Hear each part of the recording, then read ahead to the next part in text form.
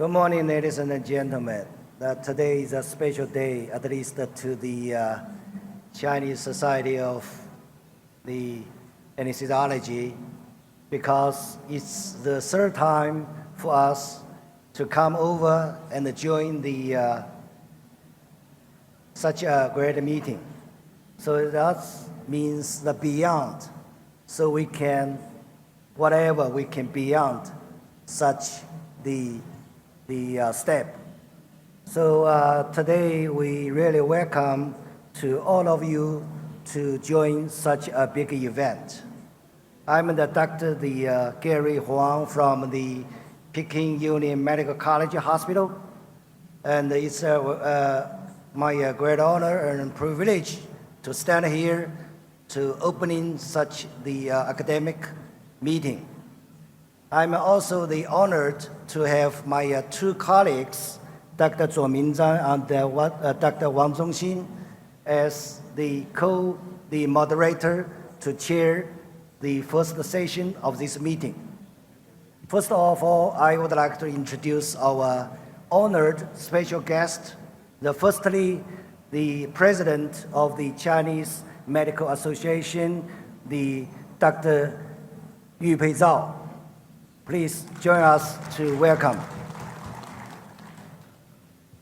And we also very grateful to have the Deputy Vice President of the Chinese Medical Association, Dr. Wang Jian. As we understand, it is not easy for us to transfer from the mainland China to the Macau today because of such kind of the passport. But we are pleased to see we have so many colleagues to join us today. As you know, the Oman is a special region to the Chinese government and to the Chinese economic development. So we are so proud of ourselves to do something for the further development of the Macau. So today we will have really fruitful and valuable academic meeting agenda to share with you each other. Today we also have the great opportunity to invite our Macau anesthesia colleagues, as Dr. Liang Hui. And especially we also invite our colleagues from Taiwan, Dr. Chai. We are supposed to have some colleagues from Hong Kong, like the Xu Yuyu. She will be here pretty soon. So first of all, let's just really warm welcome Dr. Wang Jian to deliver a speech to today's meeting. Please join me to really welcome Dr. Wang Jian, please.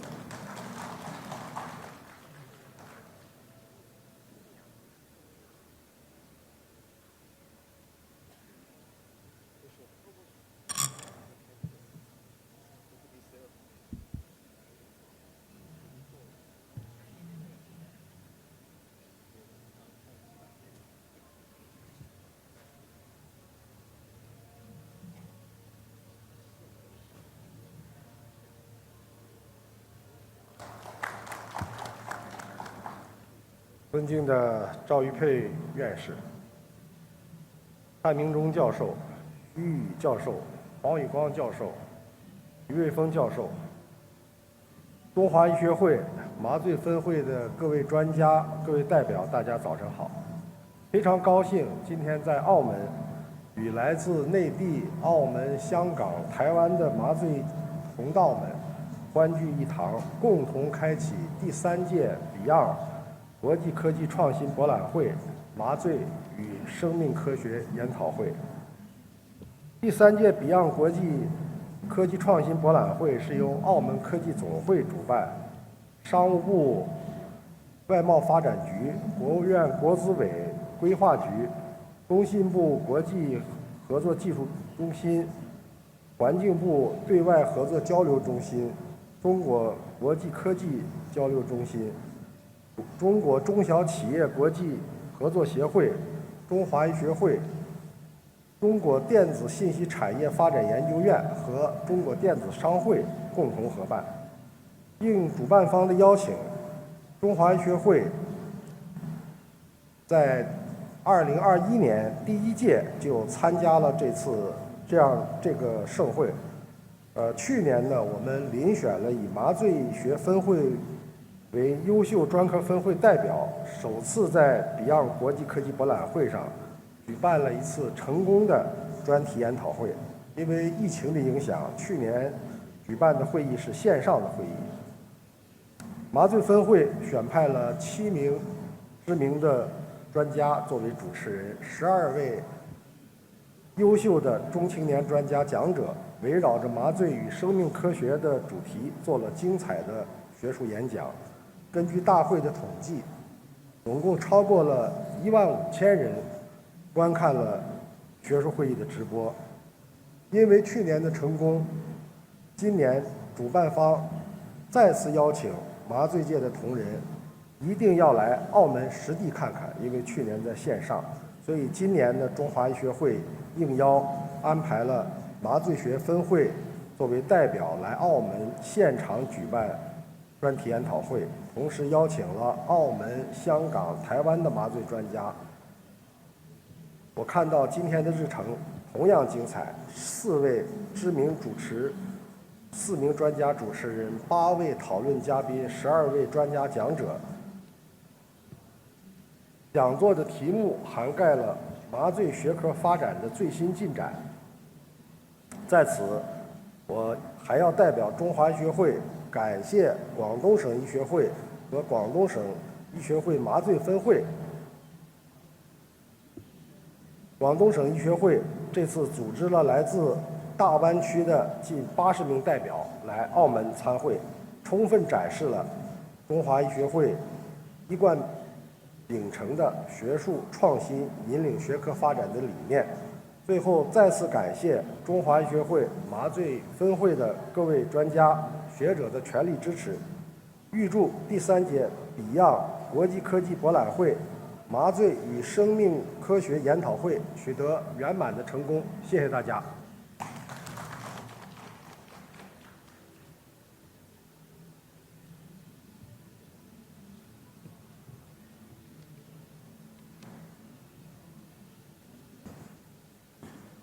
Thank you, Mr. Wang Jian, for your firm support on behalf of the Chinese Medical Association. So we just start our academic program. Please join me to really welcome the president of Hong Kong Society of Anesthetists, Dr. Xu Yuyu. You are really welcome to join us. You are supposed to sit here on the stage, but just on your own. Yeah. So first speaker is our special guest from the area of the Macau, and the Dr. Liang Hui. Dr. Liang Hui is a close friend of us, at least to our Peking Yulian Medical College Hospital.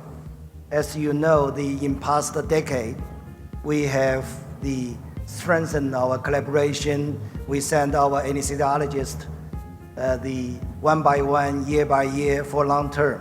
So they share with each other, and including our professional friendship.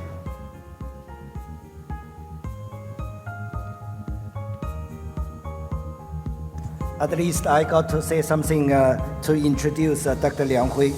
Dr. Liang Hui, the chief anesthetist, the department head or department chairman, working in the Department of Anesthesiology, the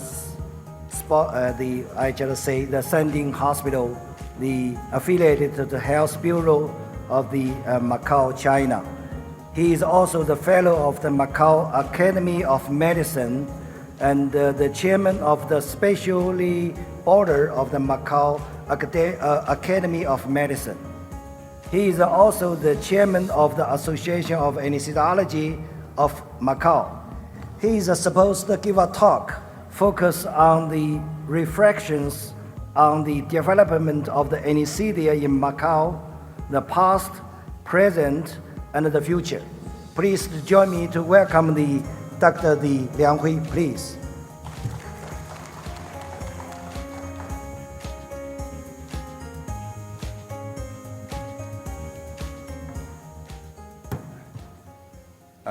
Thanks, Professor Huang and Professor Zhou and Professor Wang. Thank you very much. Today, I'm quite very happy because I see a lot of old friends. We are long time no see. But the problem is that we see all of you in Macau. As a host of the Macau, will come, all of the friends come to Macau.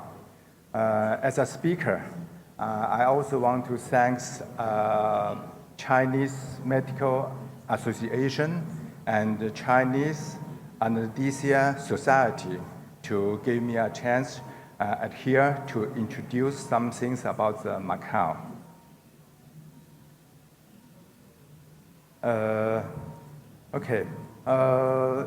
Unfortunately, I joined a meeting in Guangzhou this March. A lot of colleagues asked me about this expo, Beyond Expo, and they are very interested to go to Macau, want to see, but they are quite busy, cannot come.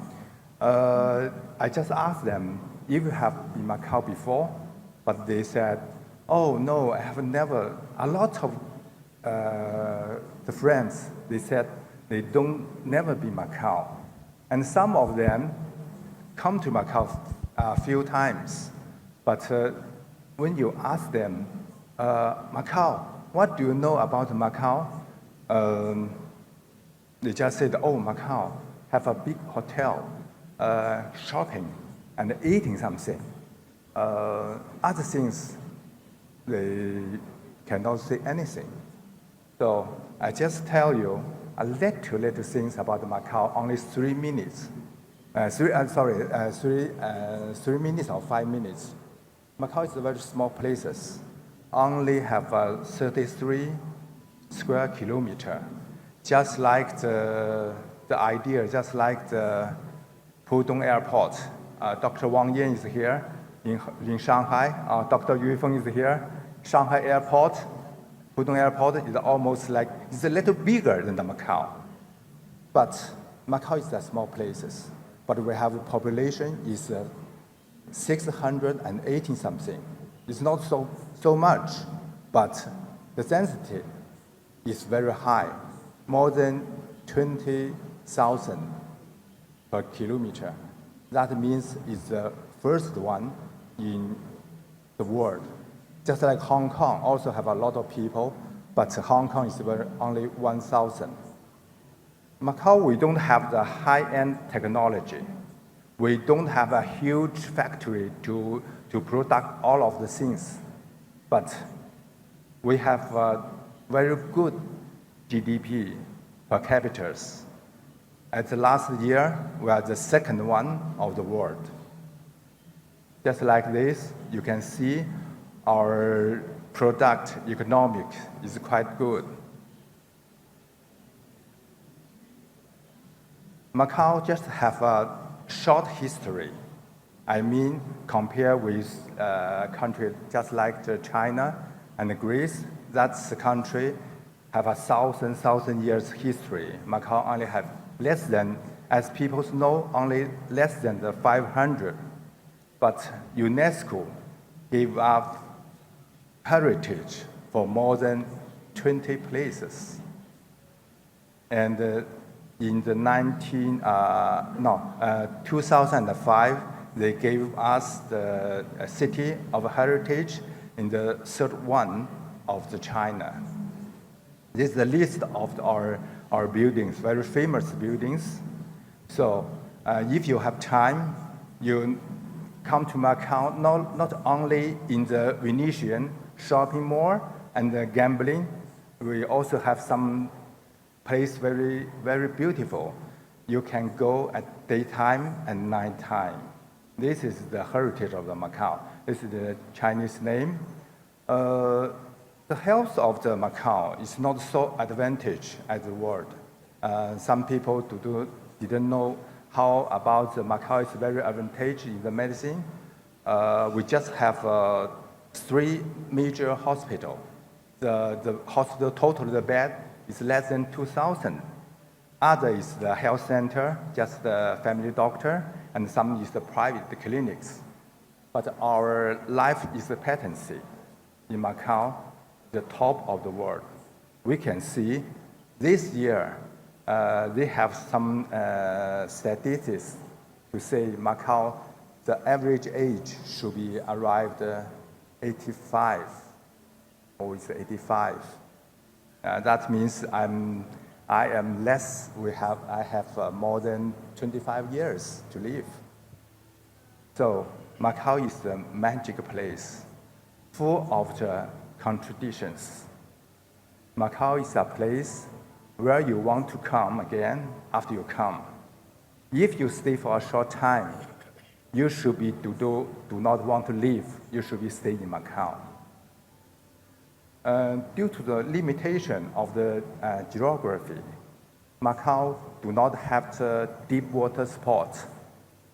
Far away from the forest city, the quality of our life as before is lower, not so high. Also, as the medical standard is also lower. The doctors is from Portugal and some immigrations from mainland China, but the specialist at before is the Portuguese. Chinese doctors, immigration from mainland China, even you are professor or specialist, you just can do the normal private clinic, just like the family doctor. But Macau, the history of the Macau, medicine history is quite long. The first hospital, Western Hospital, is built in Macau. Even in China and Asia is the first one. We call it the Hospital San Rafael. But this building is quite beautiful.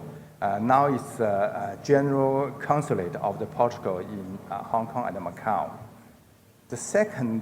The longer is the Chinese hospital, is named Kenwu Hospital. It's used the traditional Chinese medicine as before.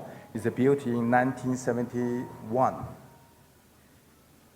When this gentleman, Dr. Sun Yanxian, when he come from Hong Kong to go to Macau, he is the first Chinese Western medical doctor use the Western medicine to treat the Macau people, because he is graduated in Hong Kong, but as he to do some revolutions, Hong Kong government don't allow him stay in Hong Kong, and then he go to Macau and then to go to Japan. That's a long stories. This is another big hospital. It's the Central Hospital Conde de San Januario. This hospital is my hospital. This hospital is in the top of the little mountain. So in Chinese people, they call them mountain top hospital, Sanding Yiyuan. This hospital is built a little later, it's 1874. This hospital was built by this gentleman, and before he fixed the bed in the San Rafael, the first hospital for the soldiers, Portuguese soldiers. But the people is coming up, so he said it's not enough, so she built she built this hospital for special for the soldiers of the Portuguese soldiers. And then the right one is the new building. That one is my time. When I just come into the hospital, I working in that hospital. Fortunately, it's not enough, and was rebuilt at 1990. So how about the surgery operations and anesthesia in Macau? And how many operations and when they start? I can't find the document of the history document because I'm quite busy. I don't have time to do the research. But I think if maybe some years later, when I retired, I want to research for that. But anyway, the hospital is made at 18 some years. I think anesthesia maybe just like this. All of the things were changed when at 1980 years because Macau is removed to China. Everything is changed. Portuguese people, suddenly they found, oh, Macau have a place. We want to build up our Macau good. And before, they just take the money from Macau to go back to Portugal. But at that moment, when Chinese government and Portuguese government talk with that, they think, oh, we must be built up beautiful Macau to give back to China. So they make one policy, is localizations. From 1988, they started to employ the local Chinese young doctors to working in the government hospital and start to make the special training. At first, I remember, the first applier should be the Portuguese passport holder. That means it's a Portuguese, but Chinese Portuguese can work in this government hospital. And then they open more, and all of the residents of the Macau, if you get the bachelor degree from medicine, they can apply to go into Macau government to work. The training after 5 years, we have changed a little. Is the standard for the training the specialist, include the anesthesia specialist. And until 1999, this is 10 years later, we have make almost a basic law about the special training for standard. Every specialist should be followed by this. We make it as a law. With all of the training and the specialists should be followed by this. After more than 10 years work, we train a group of the excellent local Chinese, cannot say Chinese, local special doctors. They make outstanding contributions to safeguard the health at all of the Macau citizens. We can see the Macau's life expectancy. From 1996, we only have 1990. The age only 73, but until last year, we go to the 83. It's going up. In regard of the operations, from beginning, just to do some simple operations, but until today, we can do almost all of kind of the operations. Sure, for all of the surgical operation, we must depend on our anesthesia platform. And today, we're able not only to provide anesthesia for the premature baby with the when birth, the weight is less than 100 grams, until some elder age over 110 years old patients from the risk of surgery failure under anesthesia.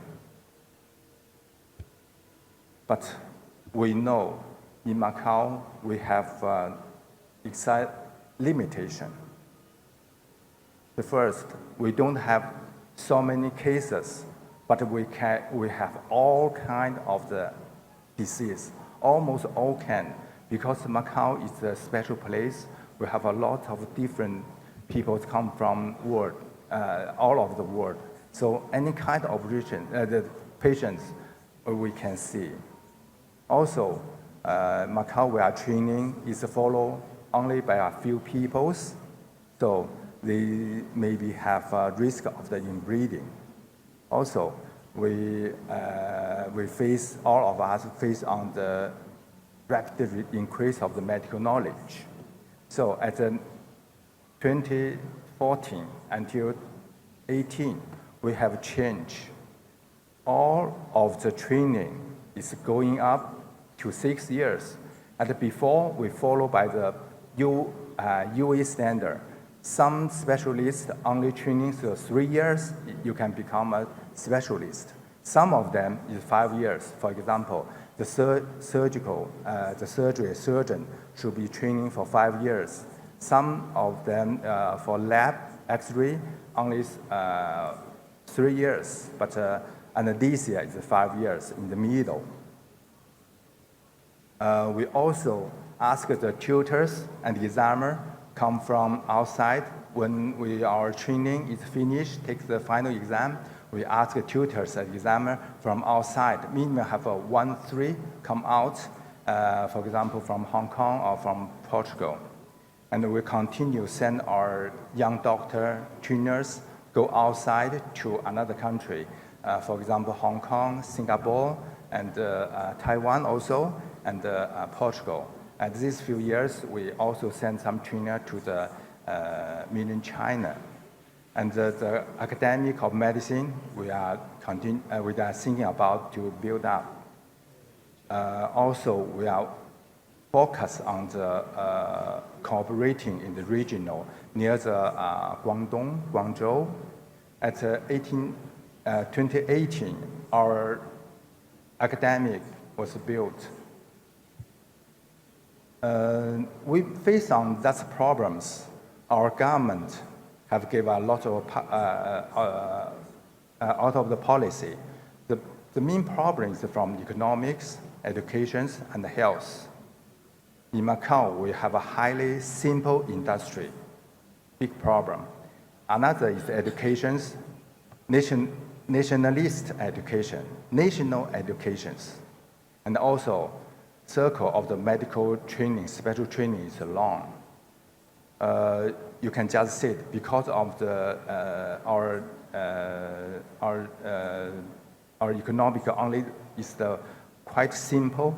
In the this cannot see very well. During the COVID-19, our GDP is dropped down. It's very, very severe.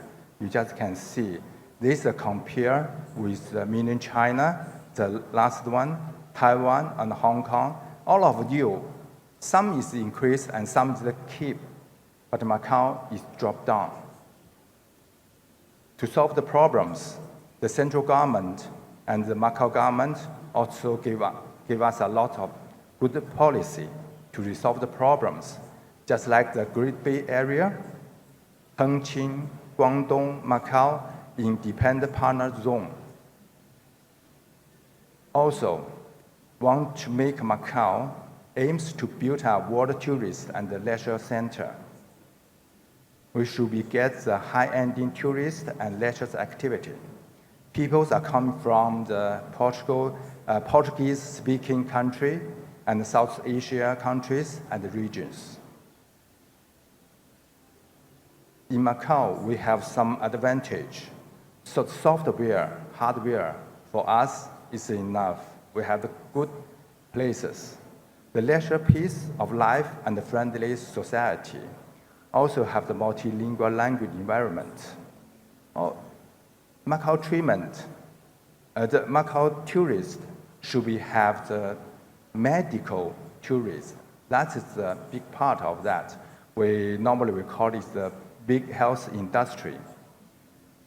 Super and first class hospital and medical research institute, that's the first we must be get. Also, we should have an excellent employment staff. Also, we should need the brand effect. Macau have enough brand effect. But at the medical area, medicine area, I think it's not enough. But we get quite advantage buildings and studios can do a lot of work. We also invited some famous brand to come in Macau and help us to make a really bigger Macau. So thank you very much.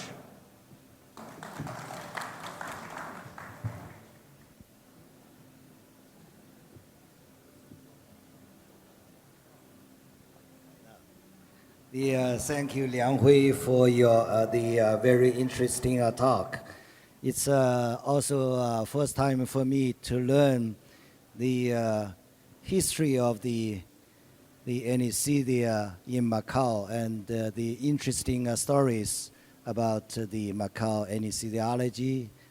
And as I understood, I don't know how about your second and third language.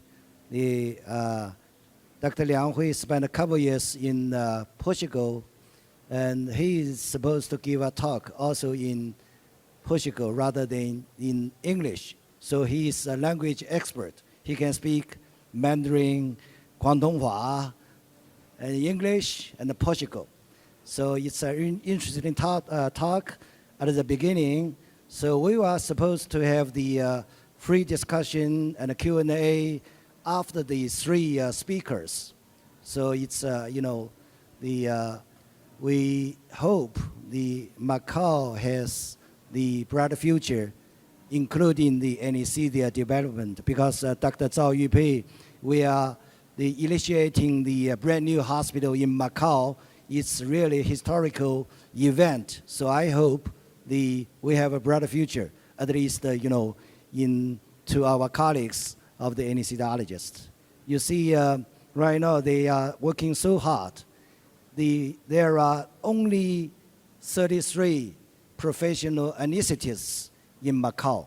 So they are supposed to stuck in the operating room day by day. So it's not easy for them to come over and join us for such an academic meeting. But I think you have a bright future. I hope. So thank you again for the very interesting talk by the Dr. Liang Hui. So based on our contract to the Macau, the Beyond the Meeting Committee, the official language of the today is in English. So the second speaker is Dr. He Ziqing. Yeah, please join me to pay the appreciation to the Dr. Zhao Yupei and Wang Jian for their firm support to the Chinese Society of Anesthesiology.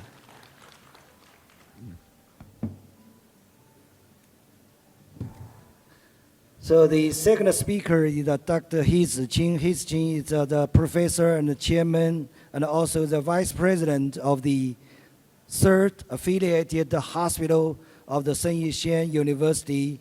He is the leading medical talent of the Guangdong province. He is a member of the Anesthesia Quality Control Center of the National Health Commission. He is also the chairman of Anesthesia branch of the Guangdong Medical Association. And is also the deputy chairman of the anesthesiology branch of the Guangdong Medical Association. He is supposed to give a talk on the very sophisticated topic, the perioperative, the research, and the big data. As my understand, at least to me, I'm really poor at the mathematics. So I just informed a couple of minutes ago, the Dr. He Ziqing to prefer to use the Mandarin to explain such the very sophisticated topic even better. So welcome the Dr. He Ziqing.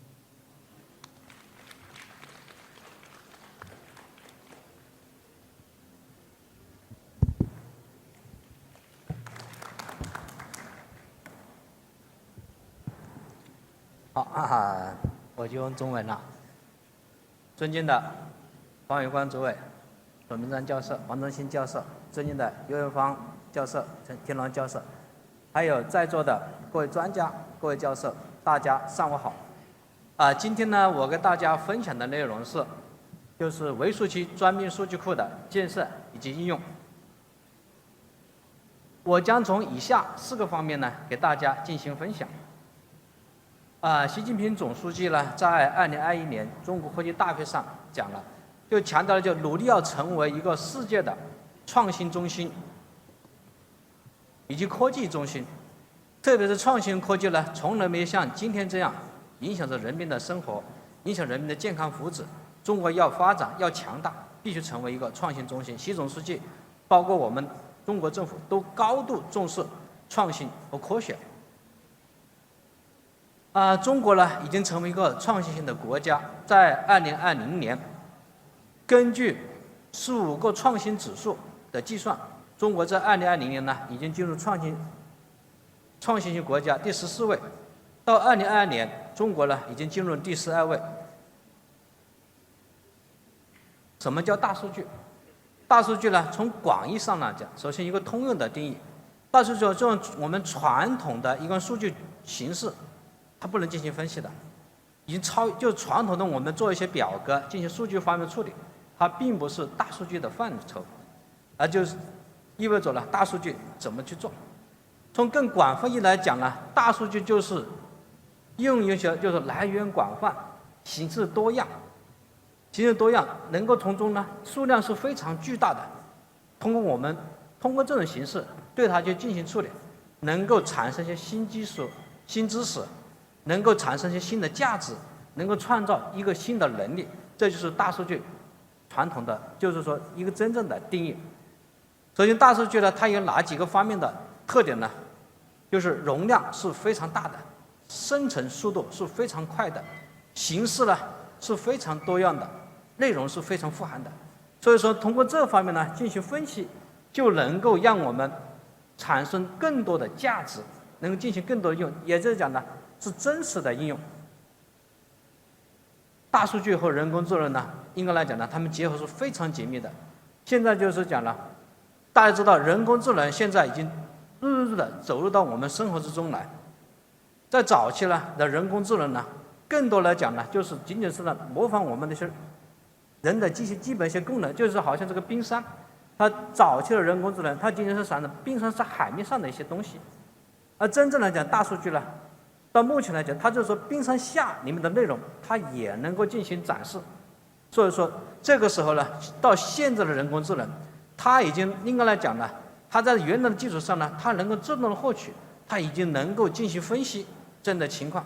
所以说，我们可以看到了大数据未来在我们之中，它如何跟人类，我们人类如何应用它，如何跟我们人类能够相存，已经在学术界也好，这个有广泛的争议，就是说如何针对人工智能怎么去进行定义。现在大数据应用呢是非常非常广泛的，以及深刻的影响到我们的日常的工作，包括我们日常的医疗。大家可以看到呢，在政府管理方面，大数据应用呢已经是非常的广泛的。我们各个行业都是，包括我们交通行业等等。那我们单纯从我们作为管理者来讲，单从政府从医疗方面来讲，例如医保，其实医保里面呢就有众多的大数据的应用，例如就包括医保支付，到底应该用多少医保支付呢去用？就包括就是说我们政府制定的，就是说70%的病人不出现，为什么不出现？这就是说大数据分析的就是说，这70%病人都是常见病、多发病，它通过2级以上的2级的医疗单位机构，甚至卫生院，它就基本上来讲呢，它能够涵盖这方面的治疗。所以说国家层面呢，就是说要强基层、强2级医院、这就是政府管制方面的一个具体体现。在人工应用场景呢，我们也就智能机器人我们不说了。在经济领域呢，大家也可以看到了抖音和微信，这就是大数据方面体现的一个应用的模式。在社会服务方面呢，也是更多的如此。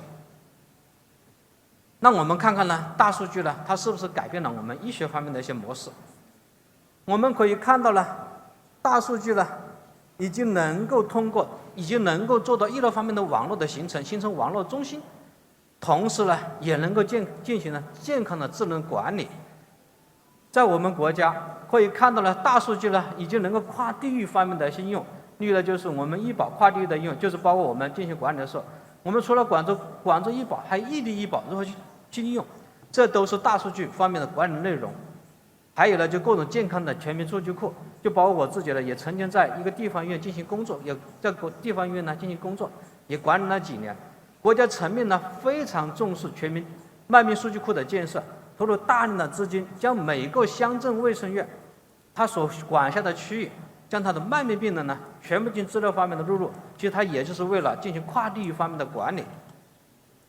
还有呢，就可穿戴设备现在越来越广泛，这些可穿戴设备呢，已经逐步的进入家庭。这个发声机器人呢，在2021年出现，它已经能够简单的进行了一些机器方面进行一些回答一些问题。到2012年呢，它就通过它的学习，它也能够完成执业生考试。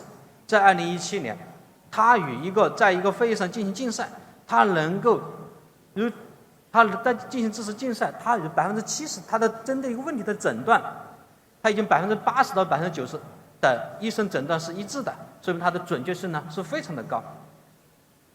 那呢就是看看呢，就是说在大数据呢，就是在广州的一些医院的用场景，例如呢在中山大学附属总医院，他们鼻咽癌如何进行化疗，通过这大数据的分析，就能够大量图片进行阅读，就能够对这个鼻咽癌的范围进行标记，由此情况下来进行治疗。所以说呢，极大的就是提高了准确率和治疗的效果。我们也可以看到了妇女儿童中心用这个大数据，对儿童的致盲性视网膜病变以及儿童的肺炎进行精准的诊断，也提高了治疗效果和诊断的准确率。还可以看到了大数据应用的，例如是将近呢136万患者，对他进行大数据各种诊断，在儿童医院，就是广州市妇癌中心，对他来进行数据方面的整理。这个数据方面然后呢牵涉到1亿多个数据源，同时这个数据开发以后，这个智能的机器人它就能对疾病呢进行初筛，它的功能呢也大多数儿科医生呢基本上来讲是一致的。再看看呢，就是说我们眼科医院，眼科医院呢用这个大数据，呢来进行那个致盲性疾病的诊断，它的准确率呢也是非常的高的，并且进行了开发的应用。同样呢，就是眼科医院呢还用智能手机进行大数据的学习，在儿童在用大数据已经能够应用于儿童的眼科方面的一些疾病的初筛。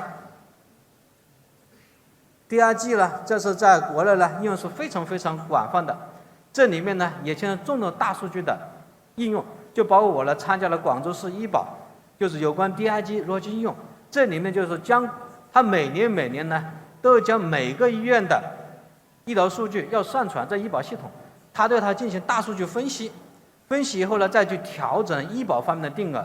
例如呢，就最近呢广州市的 DRP 分值付费的情况又重新进行了调整，将一些外科的，因为这个大数据跑了以后，发现呢就是说这个医保的定额额度它不能涵盖很多外科手术的疾病的病种的付费，所以说呢它对它进行分值的调整。同时呢，针对内科一些疾病，例如呢内科的肿瘤化疗，将分值给它进行降低，就是说鼓励更多的病人呢能够用日间化疗中心呢来进行化疗。这就是 DRG 管理的就是 DRG 管理的在医保管理的政府管理的一个应用的场景。有关呢大数据和人工智能的文献呢是非常多的，研究也是越来越多。大家也可以看到，从早期的寥寥数篇，到现在的3000多篇。2022年虽然说疫情少了，但总体来讲呢，针对大数据的研究，这个数量呢也是快速的增长。那我们针对这一方面呢，我们科室呢，针对大数据呢，也进行我们的建设。首先呢，我们可以看到呢，应该来讲，在国内，大多数医院呢，就是说我们的病例数据呢，仍然是静静的躺在病案室里面，并没有得到合理的应用或者有效的应用。手术呢是治疗疾病的一个重要的手段，它术前的情况如何会不会影响术中，术中的变化呢会不会影响术后，以及术前术中的变化会不会影响整个手术以后的愈后的康复。针对这方面呢，可能我们有一些经验方面的总结，但这经验总结呢还不是非常的全面，所以说呢，根据这个方面呢，我们科室呢就提出了建立微数据专病数据库的理念，就是说以手术作为一个中心，将病人术前、术中和术后信息呢，我们都给它进行归纳总结，形成了我们的专病数据库。这里面呢，确实工作量是非常非常大的。首先要将一些数据源，首先将一些文本数据，我们转换为标准的结构化的数据，由此呢形成了能够脱敏的保护病人、保护医院的数据库。在这个时候呢，我们才能进行分析。一旦我们的数据库做完以后，我们就能够对患者的数据呢进行分析，对大数据进行分析，由此呢就是说帮助我们的决策发现问题，进行辅助决策。在基础上呢，我们可以进行各种各样的功能的开发。为了做这个事情呢，我们还做了个微数据的标准数据集。大家知道呢，病例里面呢，每个医生他的写法可能不一样，还有呢就是说可能各个诊断啊、不同数据它描述的也是不一样的。所以针对这方面呢，我们要对它进行标准化，就是说在病例里面每一个文本、一个数据源，我们给个名字给它，而且必须统一为它。我们常常碰到十几个写法，我们给它统一到一个名字上去。只有这样以后，我们才能在病例里面呢，我们才能实行机器学习，这是非常的重要的。如何建设这个数据库，我们也针对这方面呢，我们也进行了思考，就将整个微数据专编数据库一个整体构思思路要给它写出来。当然讲，在做这个过程中呢，我们有很多的专家，包括工程师反复进行了讨论，该怎么去建这个数据库，就是说怎么建才是真实的，才是可靠的，才是能够被很好利用的。我们也提出了自己的想法。有了这本数据源集，然后呢，就是我们也差不多用10个医生，用了半年左右的时间，对80份的病例进行标记，反复的进行标记。这80份的病例就成为我们能够在病例库里面记录数据的一个基础。在基础上呢，我们标记完以后，同时反复进行核对，这时候机器呢就能够不知疲倦的进行学习，将众多的病例呢，将众多的数据呢纳入到我们数据库里面。大家可以看到呢，我们在病例里面呢，我标记了830个核心数据源，4083个呢数据源，以及呢就是203个结构性的数据，还有248个非结构数据。光手术名称呢就是45000多个等等，还有牵涉到90个学科。整个过程呢要反复的进行，就是说包括第一期呢我们进行开发，要进行数据方面的清洗，然后呢进行相应的分析、脱洗、入库。这个过程呢确实是要花很多的时间呢去进行完善。通过2年时间呢，我们将我们数据库呢就完成。但这个我们现在仍然在不断的进行修订。有了这个数据库以后呢，这时候我们看到数据处理呢就非常容易的。以往我们做一个科学研究，进行个例题，那大量数据都在病案室里面，一本病例比一本病例进行抽取。而现在呢，我们数据库建立以后，通过我们检索能够迅速的产生我们所需要的数据。大家从这个概览里面就可以看到，例如这个利多卡因这里面显示，在我们科室利多卡因用量是最大的。你看用量大，所以说概览里面它利多卡因的图形也是最大。还有我们各种术前的疾病病种，哪个地方图形最多，意味着这个病种呢在我们所病人术前合并的疾病里面可能最多的，或者手术数量是最多的。首先概览里面就能够清晰的反映这个方面的问题。我们要将所有的数据呢全部进行了归纳总结，然后呢在我们数据库里面呢能够进行展示，也形成了队列。所以我们现在呢围绕这个数据库，我们已经建立了几十个队列，也要求了每个医生呢一个组织，每个大夫你都要管理一个队列。同时呢，就这个数据库建立以后呢，我们能够方便的进行数据方面提取。最主要来讲呢，通过数据库，我们要把各个地方数据库的孤岛给它打通。例如影像科的数据、超声科的数据、检验科的数据，跟我们黑市里面的各种数据，我们都对它进行了打通，就能够很好的进行应用。应用数据方面呢，也在不断的更新，可能我们应用过程里可能发现不同的问题，这时候呢，我们还要在这个过程中呢，应用过程中呢，不断的通过我们数据平台在后台呢再次进行标注，然后重新能够进行迭代的更新。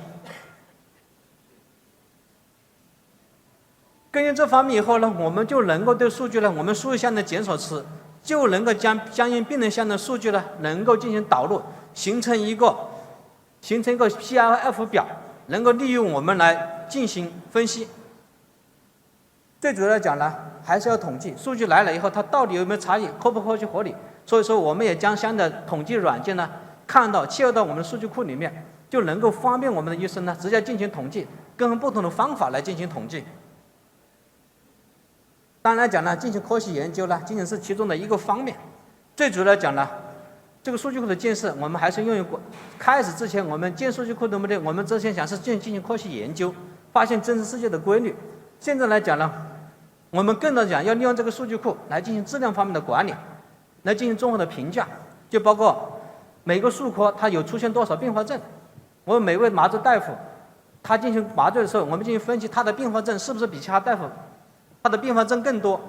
如果是更多，意味着呢，他可能在某些方面、某些环节做得更不精细，然后我们进行分析，是他的病人他管理方面更加粗糙，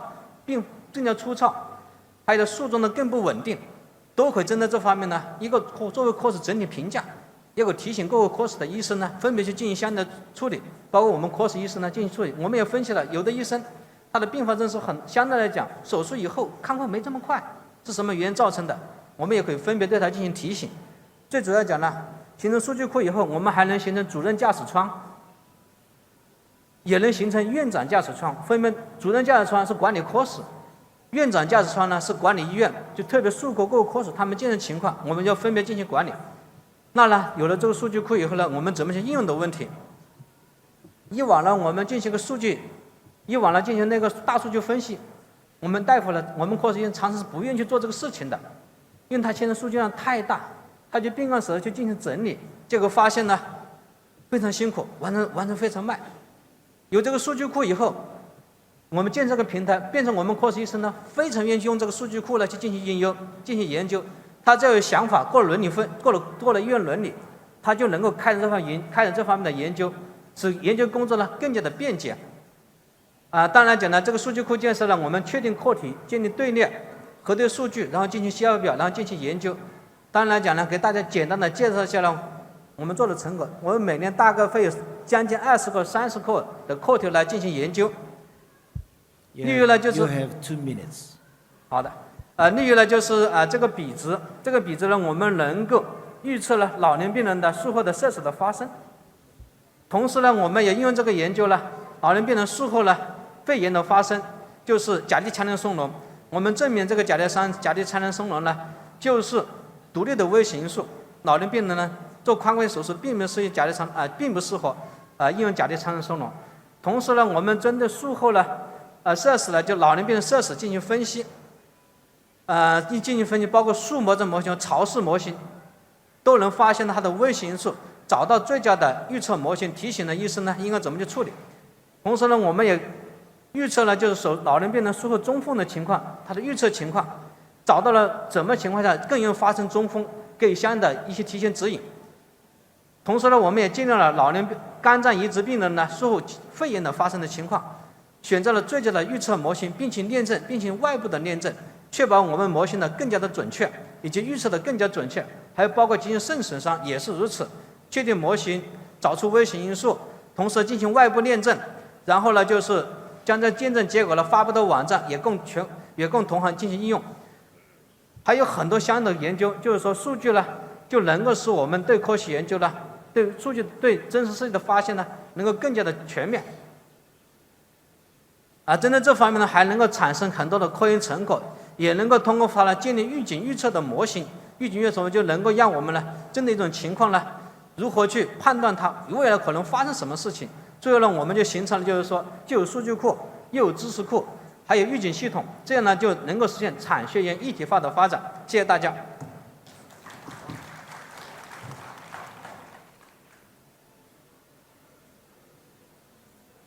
我也讲句中文啊，这黑子青讲完了之后，鼓掌声很热烈，是吧？说明这广东的这个代表团来的很多，是吧？Congratulations to the Dr. He Ziqing and to your hospital for your so much the great creative the efforts and a lot of work. That's whatever not so the valuable to the anesthesia clinical practice and the research per se, but also to the administrative management in the hospital. So that's the future we are supposed to handle even in our daily clinical practice. So much appreciated to the second talk. The third talk is the Dr. Chen Xiangdong. Where is this guy? Okay. He's always in my back. The Dr. Chen Xiangdong is the chairman and professor in the Department of Anesthesiology, Wuhan Union Hospital of the Tongji Medical College, Huazhong University of Science and Technology. Dr. Chen Xiangdong also is the vice president of the Chinese Association of Anesthesiologists. It is so-called the CAA. He is also the chairman of the Hubei Association of Anesthesiologists. He is supposed to give a talk on the precise and the individualized the acute pain management. Please join me. Welcome the Dr. Chen Xiangdong. Thanks for the introduction from the Professor Wang. Here's Xiangdong Chen, come from Department of Anesthesiology, Union Hospital of Tongji Medical College, Huazhong University of Science and Technology. Today, my topic is about precise and personalized acute pain management. So, I'm come from Wuhan. Wuhan is a central southern city in China. Yangtze River and Yangtze River cross the whole city, divide the city to 3 parts. We have a 13 million population. Among these people, about 300 and 400 thousand university students from 30 to 40 universities. So Wuhan is a city for innovation and discovery. And Wuhan Union Hospital is one of the biggest hospitals in Wuhan. So the Department of Anesthesiology also is the biggest department in Wuhan Union Hospital.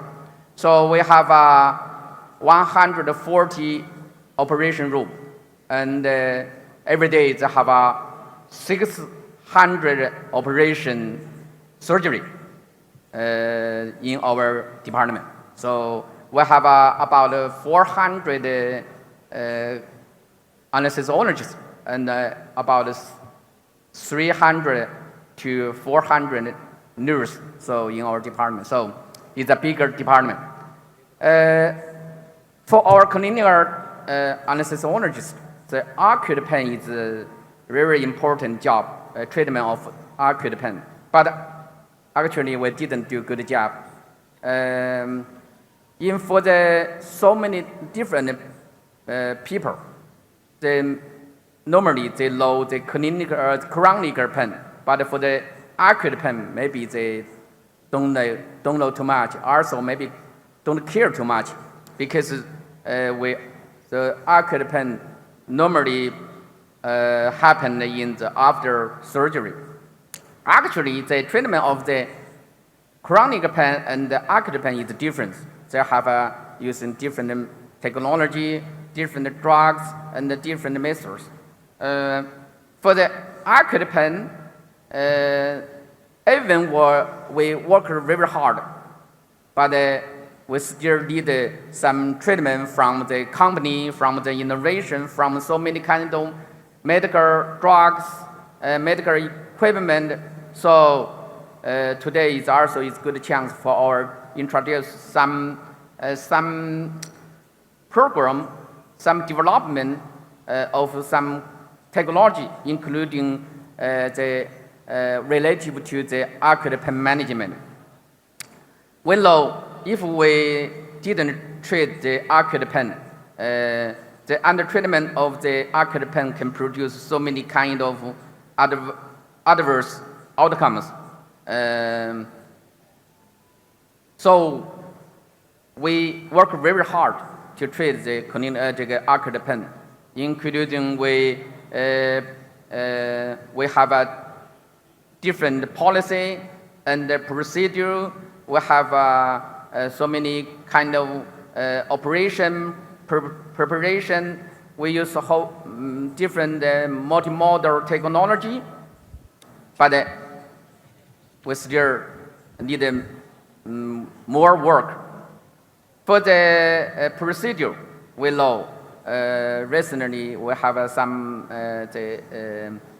talking and discussion. We know we in many departments, probably this department have the acute pain management team. We call APAs. Maybe only 25%, 1/4 of the department have very formal or very good APAs team. So this is important for us to do the acute pain management. Actually, also we didn't do very good pre-operative evaluation about the pain. We know we have a good preparation about the anesthesia, but usually we didn't have a very good preparation of the pain management. Also, we maybe didn't do good job for the preparation for the acute pain. But recent years, even we work very hard.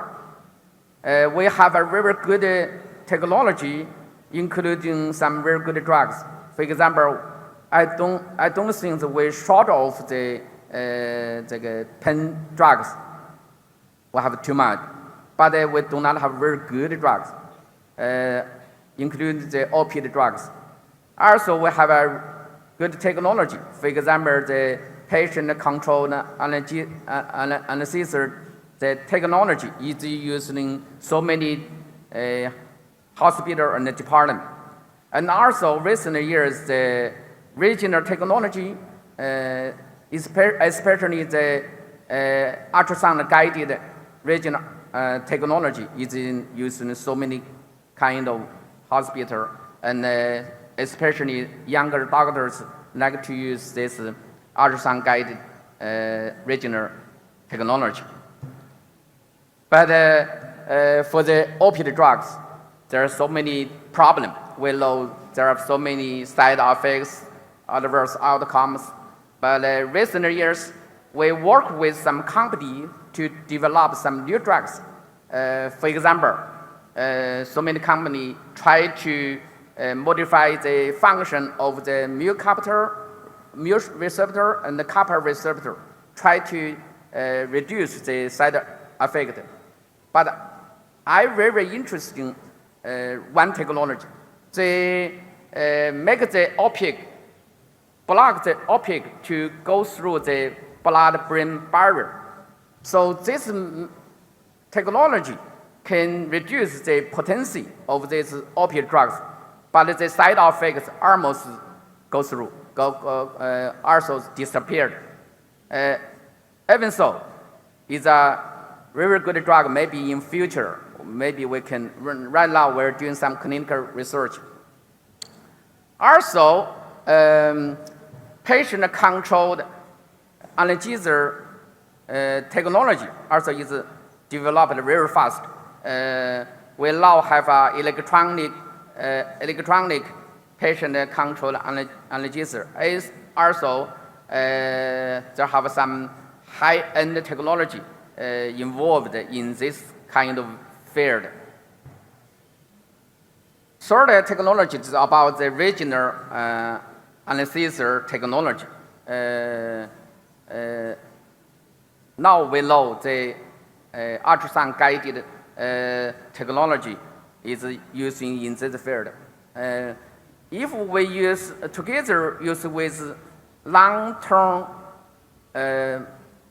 regional anesthetics, for example, now recently we have a 3 or 4 72 hours the long-term effect the regional anesthetic used in clinical.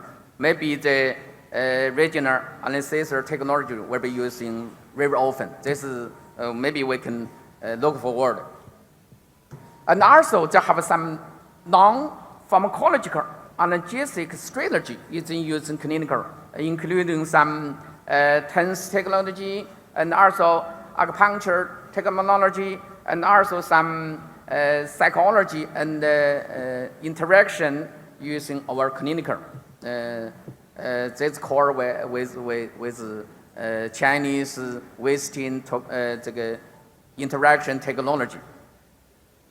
So we know so many we know very much about the multimodal technology for pen treatment, but recently this kind of thinking is changing, is changing slowly.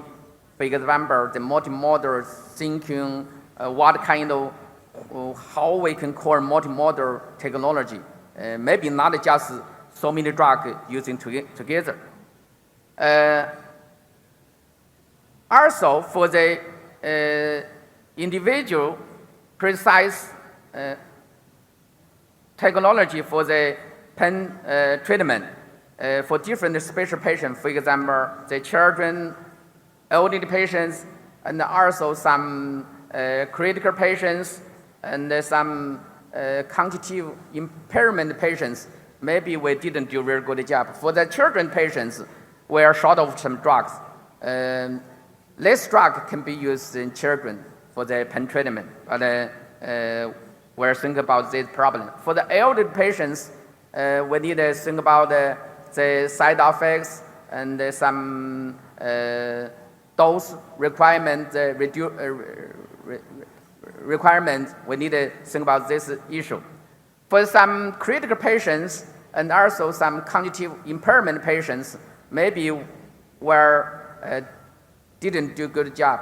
For example, for this patient, usually we didn't do some pen treatment, but maybe they need require the pen treatment better than normal patients. And also some technology some technology developing for the pen monitoring.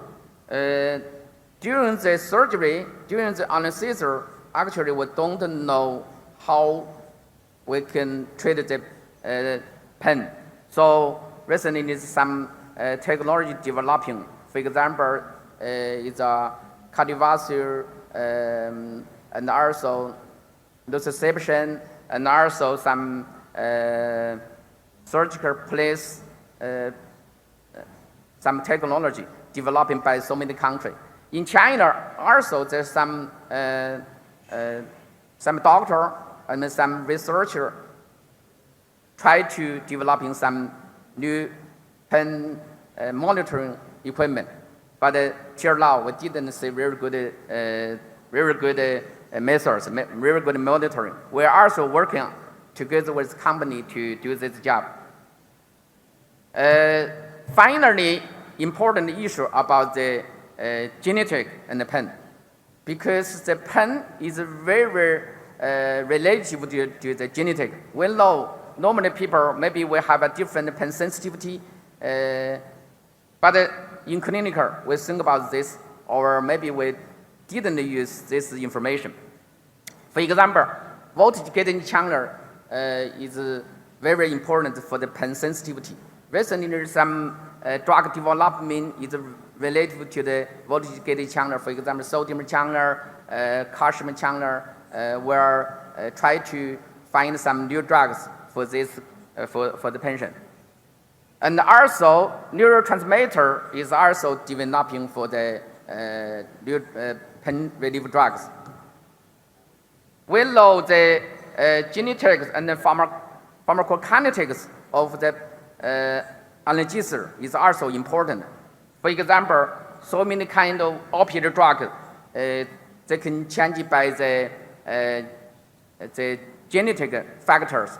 So we recently did some clinical research and found so many kind of point mutation of the opiate receptor is related to the pain sensitivity. So we're trying to developing one research, one technology to try to find out the factor to determine the pain sensitivity. Maybe in the past maybe 2 or 3 years, maybe we can have some methods to use clinicals. So anyway, the genetic guided technology is fastly changing our clinical. For the clinical, we also have some new technology like the AI PCA technology for the pain treatment. For example, in my hospital, we developing one cloud ward together with Department of Anesthesiology and other department to treat the pain in the whole hospital. We also call this painless hospital. So we use some AI technology in whole hospital.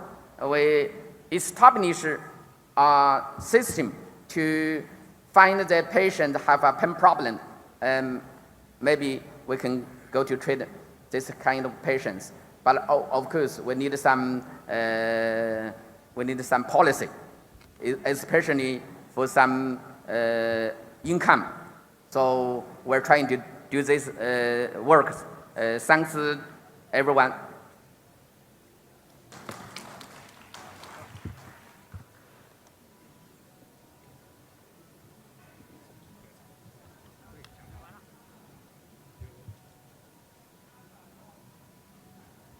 Okay, thank you, Dr. Chen Xiangdong, for your good review and update in the acute pain management. So we are supposed to have the free discussion and Q&A. So why don't we just invite our 2 panel guests to give your comments and raise your possible questions to the 3 keynote speakers. And we invite the 3 speakers just come on the stage to answer the possible questions. Please join us on the stage. Dr. Liang Hui, Dr. Hei Ziqian, and Dr. Chen Xiangdong. Dr. Zhuo Minzhang, why don't you just give a comments to the 3 talks?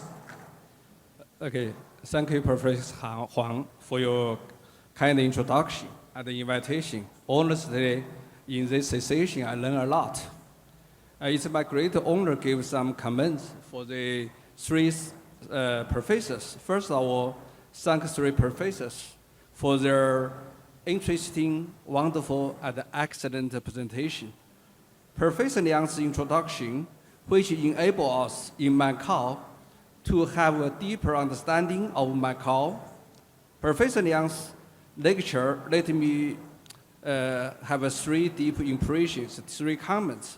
First, Macau has a small area and a large population density, about 500 large history and culture.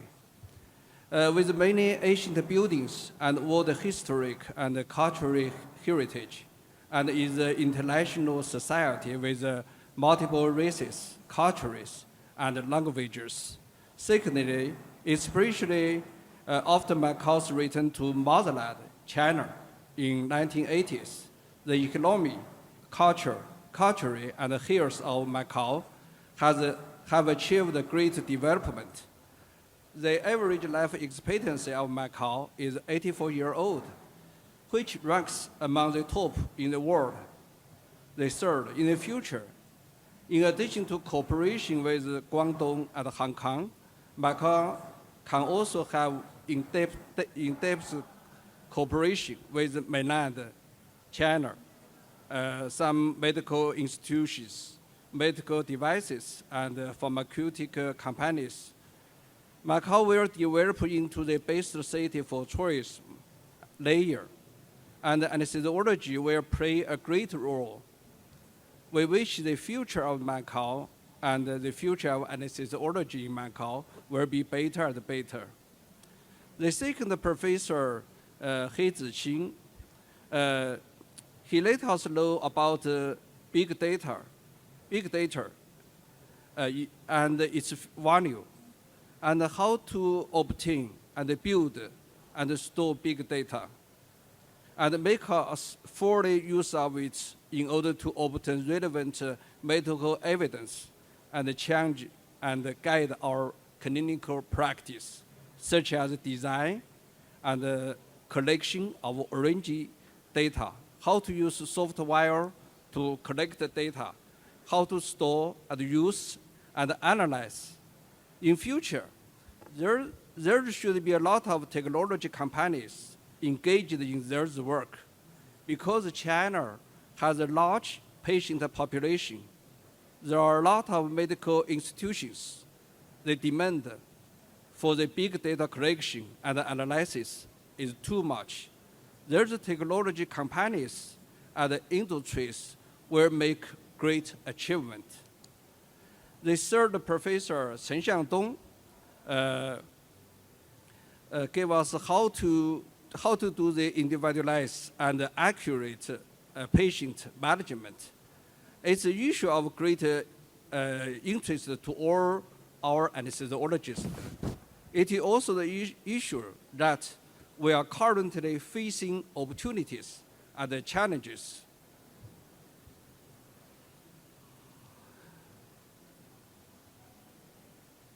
It is also the first of all, the pain is the fifth basic vital sign for the blood pressure, heart rate, respiratory, and blood temperature. It is a responsibility and a task of anesthesiologists to manage pain well, especially perioperative acute pain management, so that the patient can enjoy comfortable medical treatment.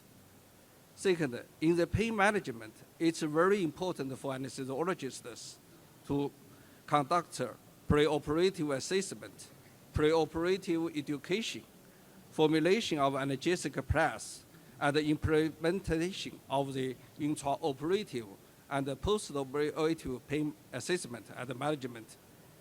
Individualized analgesia, preventive analgesia, and multimodal analgesia and precise analgesia should be adopted in pain management.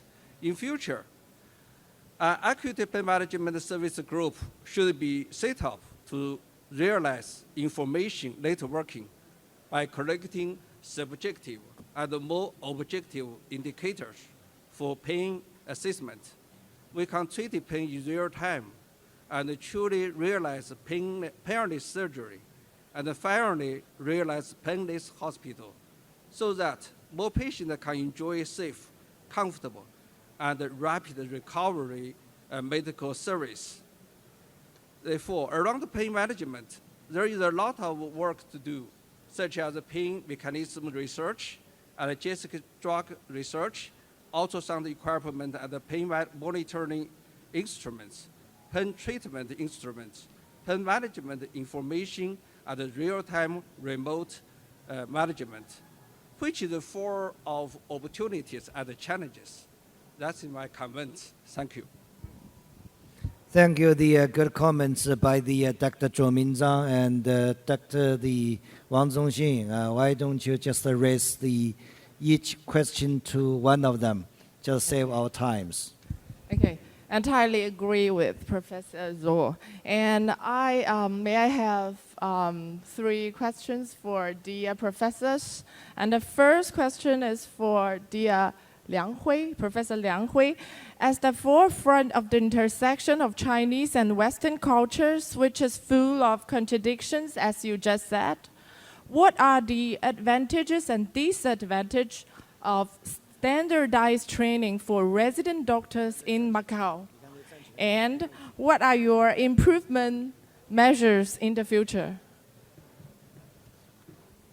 I take some notes. Yeah.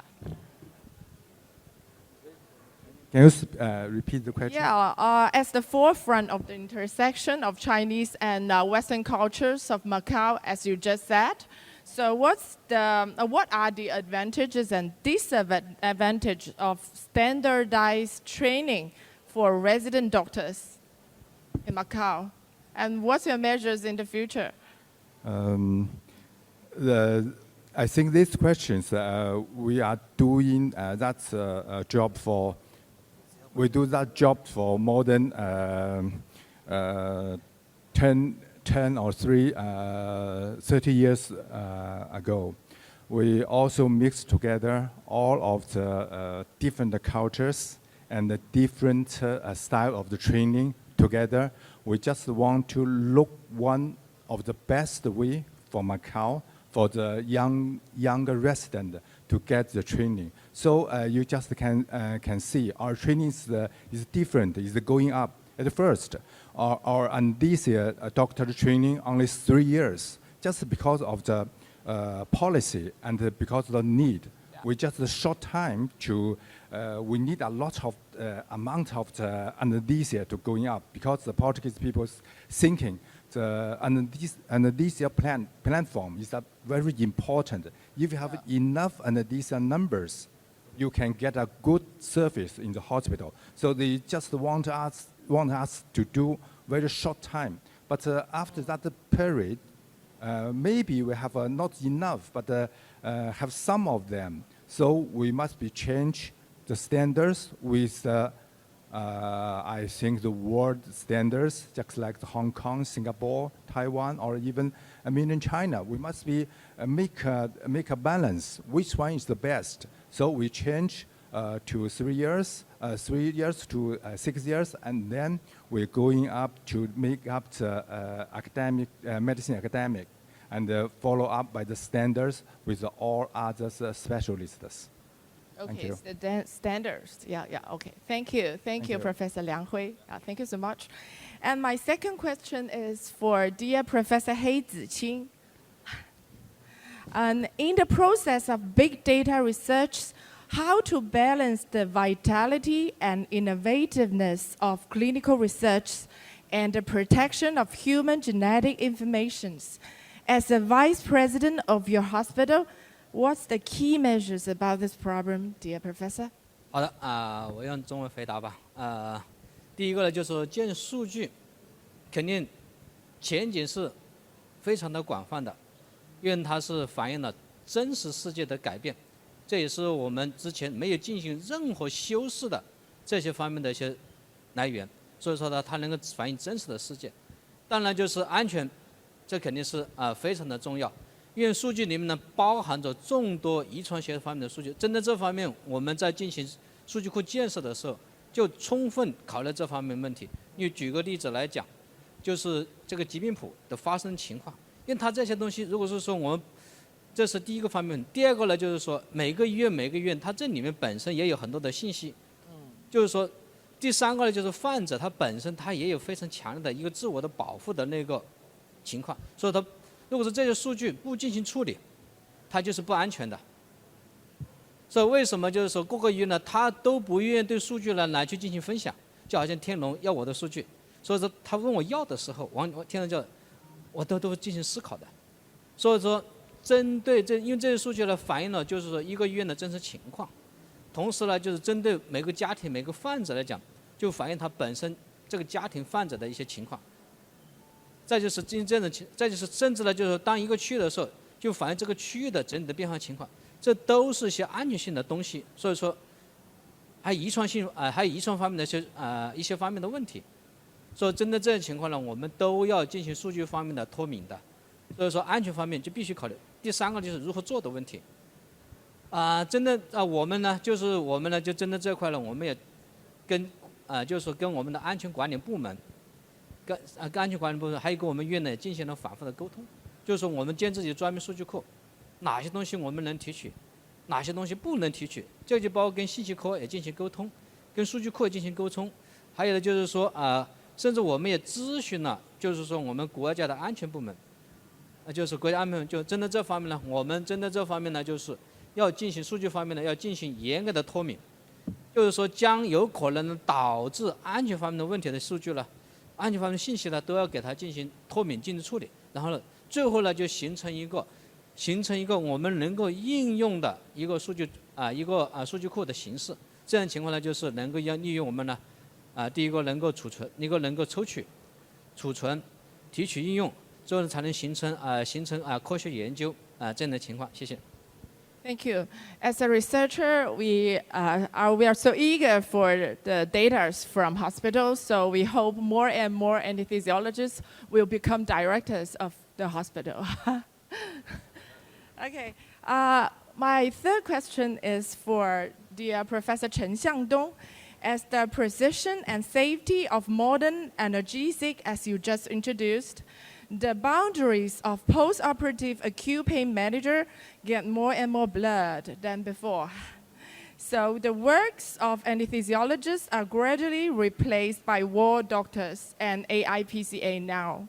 So what's your opinion about this? Do you worry about our future status and this course, right?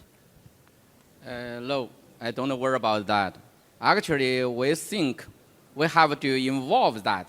We have to control that. We have to monitor of that. So, for this opinion, we need together to treat pain.